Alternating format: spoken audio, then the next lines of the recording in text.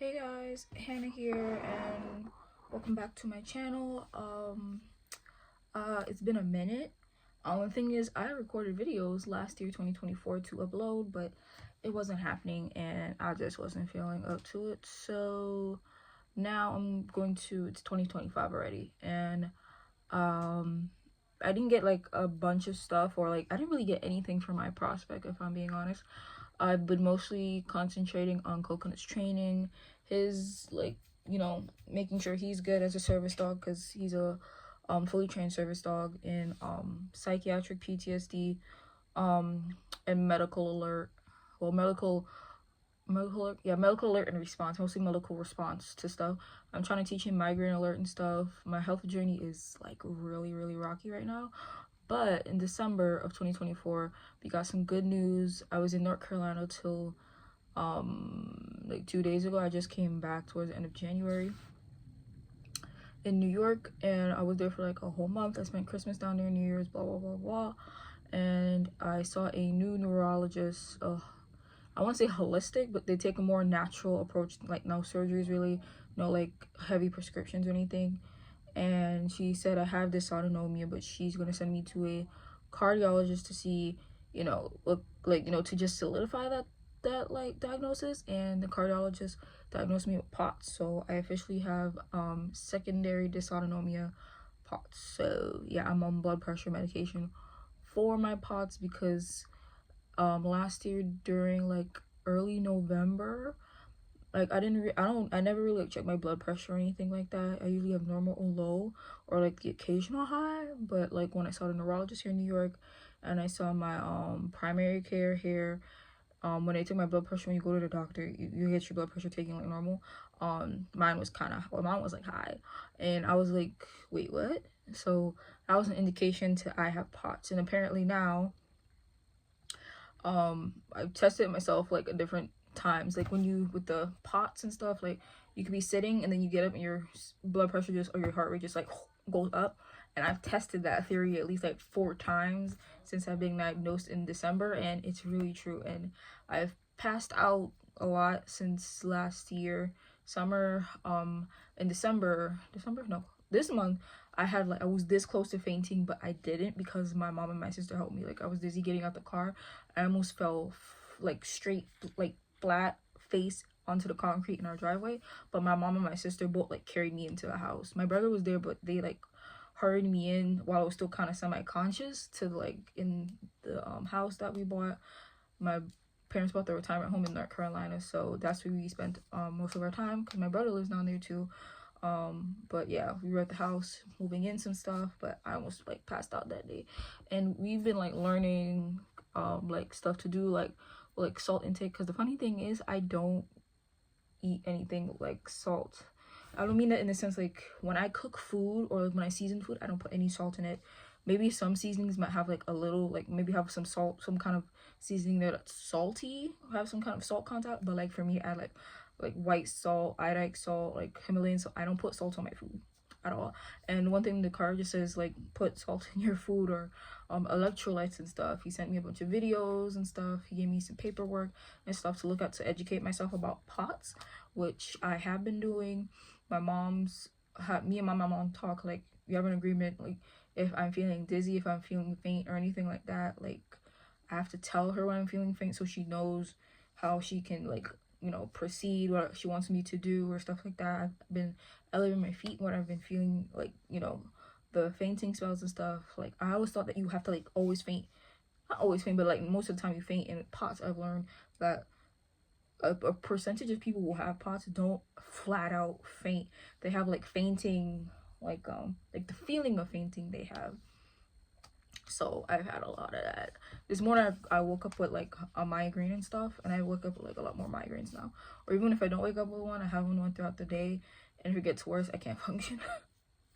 But I'm doing good. And while I was down there, Coconut worked just about every day, and he got so used to like going out with me that when we left him home, he was like having bad separation anxiety, like at the house. My brother's apartment he was used to, but I guess because he's used to he's going out with me and working, he was a little bit separation anxiety, and I never dealt with that with him before. So that was a doozy.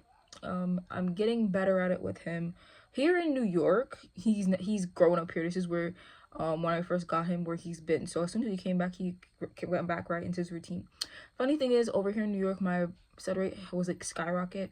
Over there, when they took it in North Carolina, it was still high, but it wasn't that high. My mom was like, because the environment and da da da da. I was not stressed. I didn't feel it, of course, but she saw it. One of the things that I noticed, I'm like, okay, what am I doing here in like North Carolina that I don't do in New York? I said I haven't really been eating differently. I said I was more stressed in North Carolina. My mom said no, but I was like, what do I do differently? I was like, when I did go out, I always had Coconut with me. He was tasking, he was with me, and all that stuff. And I realized, especially when I talk to some service dog teams or I see them post, your service dog isn't like a cure-all. I know that for a fact. I know that's not a cure-all, but they're a part of your is it health regime? Not medical, they're medical equipment, but like if you're having medication to help you with your symptoms and whatever going on, service dog is like that, you feel me? And Coconut being there, like every time I went out with him, it helped me. And when we went out, it wasn't like, some days he didn't like task at all, some days we just did training and he was just out there for like exposure, because when he's up in here in New York, he never works like at all. Like I'll ask my mom if I can bring him out, and sometimes she doesn't want me to bring him out and stuff. But in North Carolina, we didn't have the crate over where we were, and we brought him out every single day, so he worked every single day for like a week straight. He worked, and the next week he worked maybe like half the week. I have a thing of like, if I work him from Mondays to Saturdays, Sundays he doesn't work, because that's just my thing. So that's just what I was doing with him. And he got used to it. He had like 2 accidents in stores. One of the things I noticed, Lowe's, up here, he went to Lowe's last year, and I noticed like loud noises get to him, like you know, like the loud like drilling noises and stuff like at Home Depot and Lowe's, those things scare him. So we've been working really hard on like working through that and stuff. It's not like he like barks or anything, but he gets like startled. He like runs a little bit away from me if he's like next to me, or like sitting down, he runs, he gets startled and stuff like that. So we've been working through that. Also, sometimes, it's not like a big thing, but sometimes he gets scared of people walking behind him if he doesn't like notice them or like see them. Sometimes he'll look and he's like, oh shit, like that's how he is. But those are like the only 2 things that I've noticed that we've been working on progressively when we were out down there, because I kept an eye out. Every time I take him out, I'm always looking for signs that he's not enjoying it, he doesn't want to do it anymore, like this is just not in anymore. Like I'm always looking for those signs, because Coconut was a pet most of his life, and then he's also my at home service dog. That's what he was. And then he's been doing PA for a year now. So I'm always looking for those things. Like, he doesn't want to go out. The thing is, I don't think he knows, because he just likes going to stores, and I like that for him. But it's funny, because at home he's a maniac. He'll bark, he'll run around, like when he's off duty, he'll run, he'll bark, he'll do everything under the sun. But when we're out and when we're in stores, I guess because the training he remembers, especially in the house and when we used to go out, I think he goes into that like work mode. He just knows. Or in the store, he used to like drive by, sniff people, or like when we're down and out, sometimes he'll like sniff a lot of the stuff or whatever. He doesn't do that anymore. Of course, he makes mistakes. Sometimes we'll be sitting down, or he'll be sitting and he's just like, and he's like, okay, those are towels. But like, to say like he's like completely sniffy, like, no.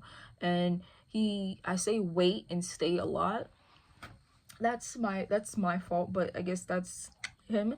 And down there, sometimes he'll look at me, he's like, and I'm like, okay, I'm doing something, just wait and stay. And he'll just like watch the aisle, he'll look at me. Sometimes he'll be a little bit away from me, just looking at people walk by. And on a couple occasions down there, I forgot his treat pouch with his treats, and I never go anywhere in a store without my treat pouch, because I felt like I needed to treat him, or he wouldn't do anything without treats. But we went into Walmart, me, my mom, my brother, my sister, we went to Walmart, no treats. He was fine, perfectly fine. And this was around Christmas time, before Christmas. He tasked beautifully. We were down some aisles, and people were like carts were going down aisles, and I moved him out of the way. Perfect. He didn't bark, he didn't whine, he didn't sniff, he didn't pull.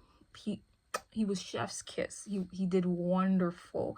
I was so proud of him. I did that on a couple occasions, and it showed me that he's solid without treats. He knows what to do, and I have to, and I'm learning to, that I can trust him. There are some things that I want to change in my training methods with him, but he's pretty solid. He's solid. He's 9. He's gonna be turning 10 in March 21st. But he's doing well. He still enjoys going out and stuff. He doesn't really run away when he sees the vest anymore, because sometimes he correlates like when he gets the vest on, he's gonna go outside, and he has to wear boots when he goes outside, regardless if we're going potting or anything, because of he had blisters like I going down there. He's never had blisters before, so I experienced my first blisters with him. I put ointment on it and stuff. After a while, he was licking it, then it kind of bursted and stuff, and I was like, oh my gosh. And I didn't even know he had the blisters until later on. And then he got his nails clipped, and they told me what to do, whatever I'm doing, like washing it and keeping it clean. They were like, that's good. So he got over the blisters. He's doing good now. So yeah, anytime we go out in North Carolina, he has to put on those boots. No, he can't go outside with no boots. He dreads having the boots on. Like he started, like, everywhere we go, every time I took him outside, they're like, oh, he's wearing boots. Oh my gosh, is that dog wearing boots? I want to get a patch tatted, like, yes, I'm wearing shoes, get over it, or something like that. You know what I mean? But yeah, so Coconuts, he's been doing really well in his service dog journey. He is getting older. I don't mean that to say he's slowing down. He's not slowing down by any means possible. The man is go go go go go all the time. He's 9, but you'd think he's 3. He's always going. He's full of energy all the time, all day. He has this time, of course, when he's just like, I don't want to be bothered. And then what's funny is that there were some days when I did work him for a while, and I want to give him a break, because I don't want to like work him. And the thing is, I have to be careful with like separation anxiety, like I said before. Like up here, when I did used to take him out, which wasn't that often, he's used to like me going and coming back here in New York. In North Carolina, he's not used to that. So he thought when I left him, I was abandoning him. So when we go back down, especially in the new house, we have to, if we're going to go out for like a quick thing to the supermarket, we're going to leave him locked up in the cage, and then we're going to come right back. So he gets used to, he's like, okay, they're coming back. They didn't leave me. We're coming back. So that type of thing. And I'm gonna try and convince my mom, or try and let her, know that having Coconut with me down there, as taking him out, him tasking and stuff, because there are some things that I didn't notice that he noticed, and he alerted me to, that I was like, oh, okay, behavior interruption, all those types of things. When I was about to pass out, he jumped up on me to sit down, and yesterday I was crying, and he was sleeping in the hallway. He got up, he left the hallway, he came to the living room, and he jumped up on me, and he did DPT, and after that he jumped off me, and then he went back to bed to go sleep. Like, he knows what to do, and I have to trust him. That's what I'm learning. Just because sometimes he seems like he's not like not into it, just like it seems like he's not paying attention. He is paying attention. I don't know he's paying attention, but he's listening, he's smelling, he's hearing, all those different things. I have to trust him. And his most solid tasks that he does on point are psych tasks. Those are like on point, because that's what he did here at home before I took him out. So those are on point, and I'm happy about that. I'm trying to teach him migraine alert, as well as like maybe HR, blood pressure. I know a lot of dogs, when you're puppies, they like, some of them are natural alerters, and you can teach those things. But even if he never does them outside, even after he retires, it'd be nice if he alerted with them at home too, because there are a lot of times when I won't be able to go outside. And I met my breeder yesterday, because I went to AKC Meet the Breed here in New York. It was January 25th and January 26th, and I went to the 25th one. I thought I wasn't gonna go, like, there was a whole thing, but my mom tried her best for me to go, and we went yesterday. It was fun. I met my breeder for the dog breed I want to get. Oh, okay. Green Lantern's on TV. I'm watching it. What was I saying? Oh, I met her. I'm gonna share the breed here because, Leon Burger. I've been talking to her for at least 5 months, since like September last year. I hit her up on Facebook. I talked to her about it. She has her Dam is a service dog medical alert, and she had a litter last year. She kept one of the puppies back. He's in training to be her service dog as well. She posts him, well, both of them, like a lot. And I'm on her wait list. I filled out the application. I already got the contract. Of course, I didn't fill out the contract yet or whatever. But she's having her last litter this year, so she'll be bred October, and the puppies will be born in December, and they'll go home 2026 of February. So hopefully I am able to get one of those puppies and stuff. And the funny thing is, you guys know I have been on a journey, at least like 2 years of looking at different breeds, talking to different breeders, learning different things. I was like an amateur. Right now, I am confident. I am a novice when it comes to breeders. I am a novice. I've been through the ringer. Good breeders, bad breeders. I've been ghosted. I've been talked down to. My old trainer, who did help me a little bit with Coconut, with his training and stuff, she taught me a lot about breeders and stuff like that, and I'll be forever grateful to her. A lot of stuff happened between us, and I'm no longer in contact with her, which, you know, it also helped me grow and learn about the service dog community, or even not service dog community, the disability community, especially in regards to service dog handlers and stuff, about how some of them are, not all of them, but the service dog community is toxic. I am not in it. Like how some people like post every day and they're like, you know, they model for gear shops and stuff. Like, I'm not like that kind of person. Not that I'm saying I don't want to be, but I've always been the type of person to keep quiet to myself. I post everything now and again.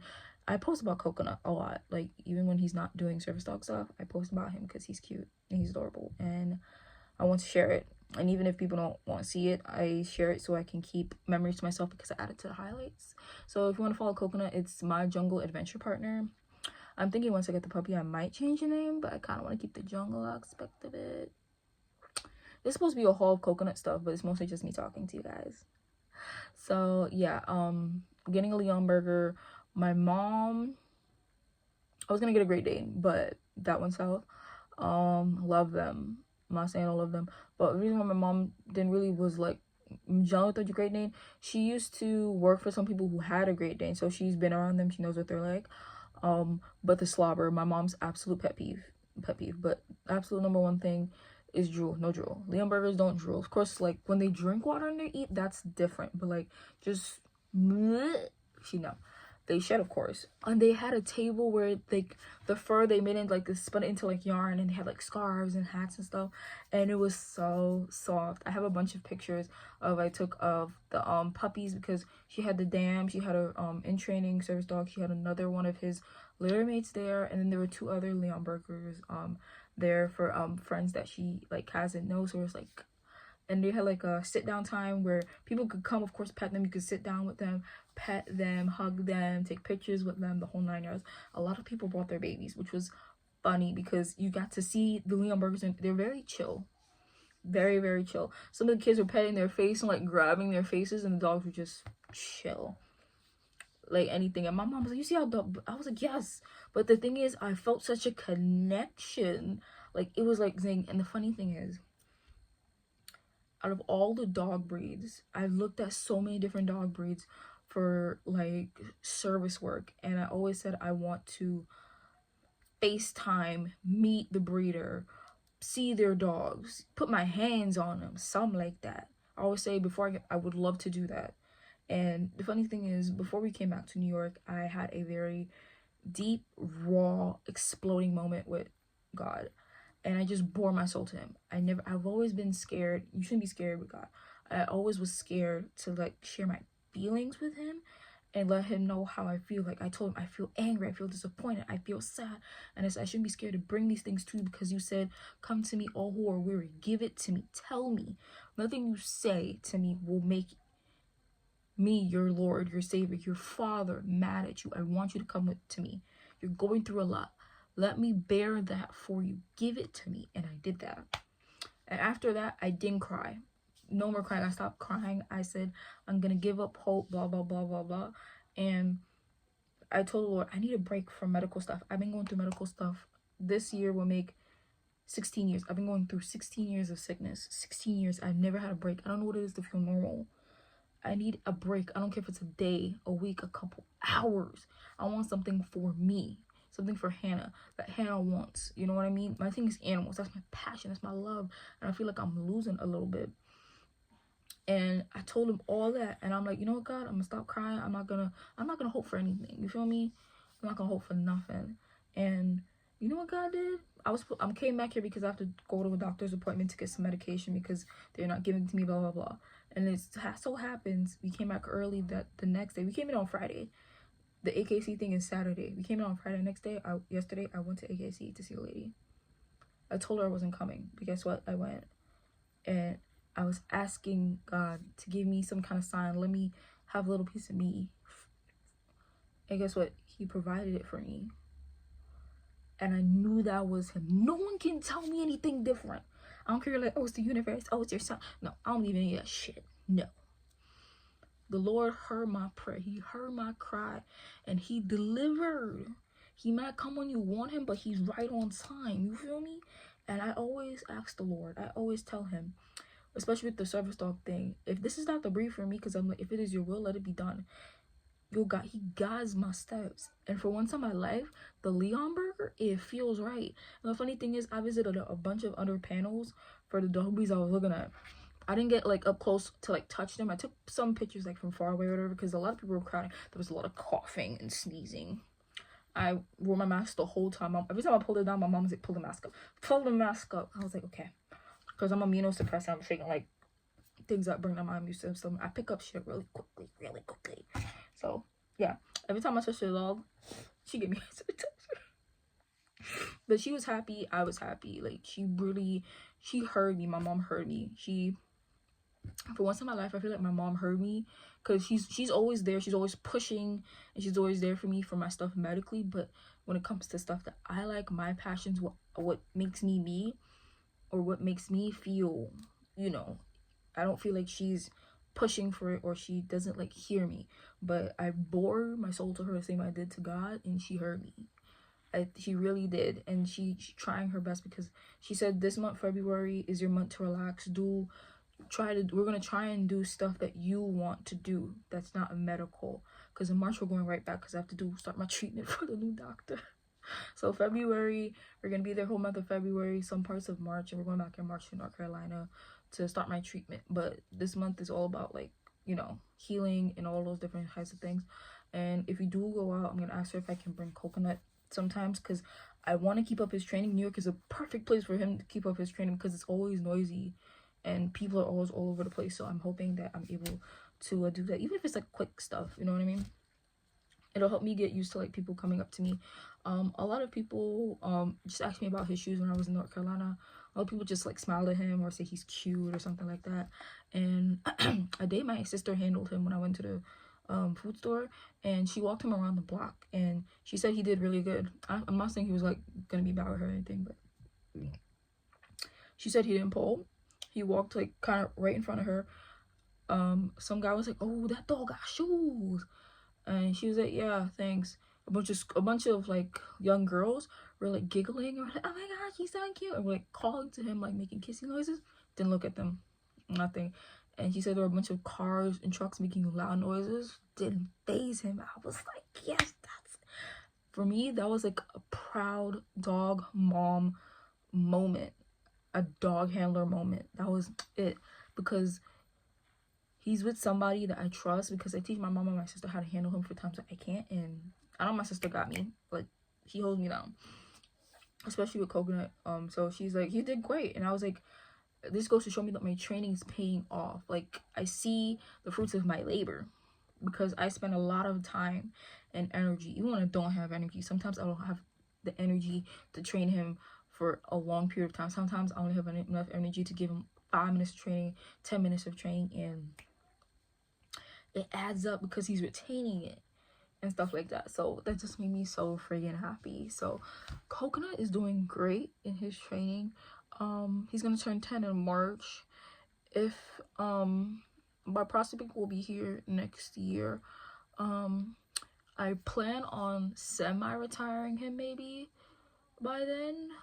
If before then he shows me he no longer wants to work, we will transition back right into pet. life, I'm perfectly fine with that. When we do go out, he can go to PetSmart, TJ Maxx, those places, because those places are pet friendly or whatever.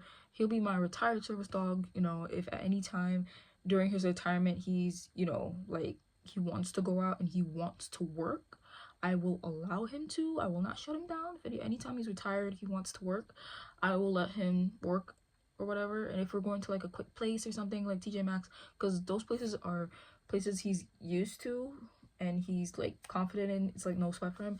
If at any time he wants to go out, I'll take him out. And if he's tasking, he's working, and if that's what he wants to do, it's perfect. If he doesn't, perfect, fine. My job is to make him happy, have him fulfilled, and have him happy, and all those different types of things. So anytime he lets me know he don't want to do this no more, I'm almost fine with that. You feel me? I'm perfectly fine with that. I will have him at some point, not come out of retirement, but maybe, I don't know how to explain it though. Maybe I'll come and have him come out of retirement for like a little bit, maybe a month or so, for like a little bit. Sometimes when the puppy, when they're able to like be on the ground after all their shots and stuff, after, I'll bring him out for a little bit every so often so that the puppy can see how he's working. I'll do this at home, of course, but I'll see how Coconut's working. The puppy can, like, you know, because sometimes dogs watch what each other do and follow their behavior. So, you know, hopefully the puppy picks up on that, maybe, you know. But yeah, so I'm gonna try and retire him by 11. You know what I mean? He has a lot of energy, and what's funny is that when he works, he's quite fulfilled. When he comes home, he plays, he sleeps the rest of the day. Like that's what I figured, because this dog has a lot of energy. Sometimes we go in a store, he's in the car 5-10 minutes max, he sleeps, and he's raring to go again. He can go all day long. One day he was out for like 8 hours, and then he came home, he conked out. And I was like, you need to like be doing some hardcore stuff to get tired and fulfilled. Like, he didn't want to play, he didn't really want to eat, but he ate, drank water, went to sleep, slept the whole night through till the next day. I was like, wow. Like right now, we came back to New York, and I can tell he's bored out of his mind. We haven't like gone anywhere besides I went to the AKC thing. He looked at me and said like, yo mom, where are you going and you're not taking me? Like my brother and stuff, they think like I just want, like, I'm not saying, I know sometimes it's an inconvenience for us to bring him sometimes, but my mom and my sister are kind of, they understand to a certain extent how much he helps me when I go out. He's got my back, I got his. And the funny thing is, in North Carolina, he made me want to interact with the world, because when I go outside, I don't really want to be outside. I like going outside for fresh air and stuff, but he made me want to be better. He made me want to interact with the world. He made me want to expand my horizons, if that makes any sense, because in order for him to be good in the world, I have to prepare him for that. You know what I mean? For him to be neutral in different environments and stuff like that, I have to prepare him for that. So the funny thing is, while I'm preparing him for that, I'm preparing myself. So he doesn't get frazzled, so he doesn't get all over the place, so he can be calm and all those things. So in turn, doing that with him helps me. And people might not understand that, because sometimes we'll goof off when he's working, because sometimes we come out the store, we'll play like, you know, touch, throw games, heel games. He'll follow me around off leash a little bit in safe areas, of course, and he just makes me happy. He makes me see life differently when I'm out with him than if I'm just out with my family. So he's got my back, I got his, because I gotta make sure he's good, and then he makes sure I'm good. So we make sure each other is good, and in turn, he's good with being outside with me, being around those people, and he helps me be okay and be outside and be around all these people. He's like, mom, it's okay, calm down. And if he's having a little moment, I'm like, it's okay, Stinks, I got you, it's okay. You know what I mean? So that's how he helps me, and he notices things I'm not noticing about myself. You feel me? And then some of the things that I'm noticing about him, he doesn't know about himself, and I'm trying to help him be better at it. I'm like, it's okay, Stinks, you don't have to be scared of this. I'm saying, you're having a hard time on this, we're gonna work through this at your own pace. I don't force him to do anything. I don't. He doesn't have an e-collar, he doesn't have a prong collar, any of those things. I said because he's older and he's kind of set in his ways. I'm not saying he he's not willing to learn anything. But he's set in his ways in certain things. I don't want to disturb that peace. And the thing is, like how some hound dogs, like for AKC, like the hound groups and stuff like that, like the Rhodesian Ridgeback, like they don't need you. You're just like there for them. It's not like they won't do anything for you, but why would they need you? You feel me? So Coconut is kind of like that. Like we do stuff in return for one another. You do this for me, I do this for you. You want this, you gotta do this. Like we're like a give and he's kind of like a give and take dog. He does what I want. Sometimes he'll do what I want most of the time without any kind of reward because he loves me and I've earned his respect. You feel me? I respect Coconut. It's not like oh for dominant male you have to do. No, that's just outdated. He's a part of my family. I respect him. And the funny thing is, the times when I ask him to do something or tell him to do something and he won't do it, he knows I'm not asking out of him for importance. He just knows I'm asking him because I'm trying to bug him. You feel me? And then there's sometimes when I need him to do something and he won't do it and I have to get stern. And the thing is, most of the time I don't use my stern, deep voice because most of the time I use my normal voice and he just does it. But he knows, like, if I'm mad at him, angry at him, if he did something he's not supposed to, I use that voice. He's like, okay, mom's serious. Let me buckle down. So he understands that. It's because he respects me and I respect when he doesn't. I don't force him to do anything. A lot of people I know sometimes, like in my family, they're like, Coconut, come here. Coconut, come here. Coconut, do this. Coconut, do that. And I'm like to myself, why are you asking him to do? He doesn't want to do. If he doesn't want to play with you, don't ask him and don't force him to. Do you see me doing that? No. And the thing is, when I ask him to do something, he does it. The funny thing is that someone asks Coconut to come and he doesn't come. They're like, oh, his dog won't listen. And I'm like, Coconut, come. He comes. He listens to me. You know why? Because I earned his respect. I listen to him. I watch him. I don't bug him when he don't want to be bugged. The thing is, when he comes to me, am I asking him to come for any reason? No, I just pet him and then I let him go. Or sometimes, most of the time when I pet him, he'll sit right between my legs. And the thing is, through all our training for service dog training, we've bonded in such a deeper level. This dog won't leave me alone. In North Carolina, if I left the room, he followed me. If I went to the bathroom and he didn't see me, he hates hide and go seek. This dog hates hide and go seek. I hide in the house. There's a lot of space. I hid. He's looking, he's looking, he's looking, he's looking, he's looking, he's looking. You just hear running, pacing. He's not whining. He's just running, searching for me, sniffing. And when he finds me, he looks at me like, really? Really? And then he'll run away from me. But he hates hide and go seek. He hates hide and go seek. Only me. My sister hides, he don't give a crap. Anybody else's hides, he doesn't give a crap. I hide, he goes ballistic. He can't, like, he always has to know where I am. And the thing is, if he sees where I go, it's fine. But if I'm gone for too much of amount of a time, he's like, okay, you've been gone too long. Where are you? So that's how he is. And they're like, this dog is so attached to you. He's too attached to you. And for me, I don't have a problem with that, really. The only person he's attached to besides me like that is my sister. I can live with my sister and he has no problem. Like, there's no problem at all. Or my mom, he doesn't really, like, whatever. But me, he's attached to. And it's good and it's bad. I like it, especially for service work, because like his recall is very, very good. Sometimes I'll let him off leash when we're outside and he'll follow me. If I go a certain amount of like distance, he'll follow me. Or if he goes a certain amount of distance, I call him and he comes to me automatically. I don't have to like keep calling. You know, he comes automatically, so it's good recall. He has great recall, so I don't have to worry about him like if he goes off too far. And sometimes when he's off leash when we're working, sometimes he'll divert away from where I'm walking. I'm like, Coconut, come. He comes and we keep on walking where we're supposed to be walking. So he's really good at that, and I love it. Like, he's 9 and he made me realize, no matter how, you know, he said can't teach you, it's never too late to teach an old dog new tricks. He's a perfect example because he's continuously learning new things, and I love that about him. And he's made me fall in love with training. So the Leonberger, they're agreeable, they're easy to train, but they need a lot of work. I'm ready for that work. Am I disabled? Yes, but number one, when I saw them and I was around them, I felt safe. Yet they're very friendly dogs. I like a big dog that looks intimidating. I don't like scary, but their sheer size is intimidating. But they're very, very lovable dogs. And a lot of people were like, whoa. But then when they sat down, they pet them, and everything, and they talk to the handlers. They're like, this is a really sweet chill dog for being so big. That's how they are supposed to be. That's what I want. So for me, they're my dream breed. Like, that's my dream breed, Leonberger, and they're very, very, very rare. A lot of people went to Leonberger panel. Like, it blew my mind how a lot of people went to that panel, and it was a lot of like young couples and a lot of families, like, and a lot of elderly people. My mom told me an elderly couple, like, the lady wanted one, and the husband was like, are you gonna be sitting on the dog, or is the dog gonna be sitting on you on the couch? I was like, wait, what?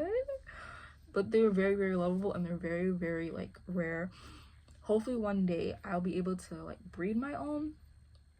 Like, that's long in the like future, but the breeder, she's so nice. She's so sweet, and I'm very grateful and very honored to, you know, be on her waiting list for puppies, because she did a great job of raising her prospect Nike. She's gorgeous and beautiful. Like, I love her, and she's so chill. She is so chill. Those puppies, they're 7 months old, and this was their first time going to the AKC. They were so chill. Of course, they're puppies, so like they're rambunctious for a little bit, but they're so chill around people, and it was great. And I was like, this is what I want as a service dog, and this is how the breed is supposed to be: neutral, calm, just, you know, chill. And I like that. You're big for your size, but you're chill. You feel me? And like, I just love them. Like, I don't have one, but they're my heart breed. I'm so sorry. And they look like lions too. Stop it. I know it's like jacked up, but I low-key want to name one like, no, for like the boy name is Cairo and the girl name would be like Riella, but I low-key want to change Riella. But Cairo, I love. Simba, Mufasa, those are like used a lot, but Cairo is number one because Cairo means strength. I want a biblical name, but it doesn't have to be biblical. For me, it just has to have like a really good meaning. So yeah, this was my other update of 2025, bragging about my baby. He's doing good, and I pray to God every day that he continues doing so well. But I'm gonna try my best to take him out while I'm up here for the month and stuff like that, so he can keep up with his service dog training. And you know what's funny? Last thing, this is a long video and I don't care. One of the things which is very, very funny is while I was up here, this is before we went to North Carolina, I took him out a day. My mom said we could take him out. I took him out for a day because we went to the market and stuff, and we went to like Marshall, TJ Maxx, Home Goods, those places, and I hadn't been training him. I didn't keep up with his training because I was so sick. I couldn't do it. There were times I could, like, we did basic keeping up with his tasks and stuff like that, but what I noticed about him, when he doesn't work, when we don't do like a consistent training, like when we don't like train every day for a little bit, if we just train like every other day, and when he doesn't like work at all, this dog thrives, and he's just like, it clicks for him. Like, he does better when we don't do anything consistent. Like, if you give him a good break and then we do it again, he's like, he does so much better. You feel me? North Carolina's a different story, but up here, good. There was a day when I took him out that day. My mom went into the supermarket. We were in the parking lot. It was friggin' cold. It rained a bit, so it was wet. I took him out, and when we park, he likes to walk around the parking lot. So we walked around the parking lot, and I had my training pouch. I always do. I wasn't planning on going in any stores or anything like that because I was a little nervous that, you know, he wouldn't be up to par since we haven't done anything. We were walking the parking lot, used the bathroom. I was playing with him a little bit on the leash in the parking lot, and he just put himself in a heel. Didn't ask him. Then afterwards, he was looking at me, and he was wagging his tail. He's like, and I was like, why are you whining? And I was like, Coconut, you're just walking, we're just playing. Like, what you want? And I was like, you want to do some training? And he put himself in a down stay. And I put it on my Instagram too, in the highlights and stuff. He put himself in a down state. I was like, let me see something. I dropped the leash. I didn't say anything. I dropped the leash to where he put himself in a down state, and I stepped back at least 2 feet. He didn't move. And I was like to myself, I didn't ask him to do this. I'm not asking him anything. But when we do go out, when we did used to go out a lot, I used to do training, stuff like that. So he just put himself in that position. I wasn't asking him to, and we didn't prepare for anything. He just did it. He did it.